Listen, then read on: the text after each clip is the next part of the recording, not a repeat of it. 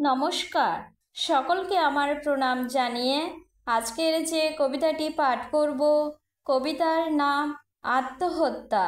কবি হলেন সুবল চন্দ্র দাস। কল্পনাও নয়, মিথ্যেও নয়, 7 বছর আগে ঘটে যাওয়া ঘটনাখানি বিবর্ণ হয়ে জাগে। ক্ষুধার জন্য কেরালা যায় পিতা মাতায় ফেলে। গুণের কথা সবাই জানে, একটি মাত্র ছেলে। 2 সন্তান প্রাণের বধূ, কথাটুকু হয় না। বেশিরভাগ সময় তারা এইখানে রয় না। মেয়েটি বড়, ছেলেটি ছোট, দেখতে তারা বেশ। ইতিমধ্যেই ঠাকুর দাদা প্রয়াণে হলো শেষ। 16 বছর বয়সে তারা বিয়ে দিলেন মেয়ে। পীড়িত হলো মেয়েটি তার প্রাপ্য পণ না পেয়ে।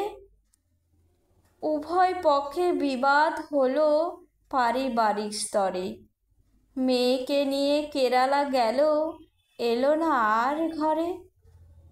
1 বছর পরে আবার পুজোতে ওরা আসে। গোপনভাবে মেয়েটি তার নয়ন জলে ভাসে।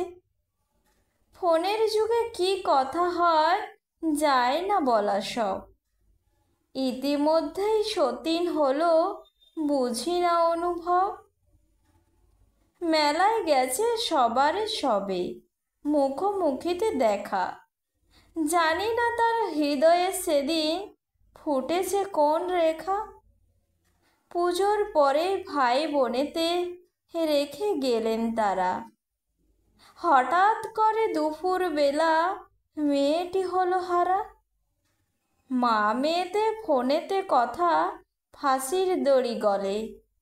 এই দৃশ্যটি দেখেছে সবে, প্রবল অশ্রু জলে। নমস্কার।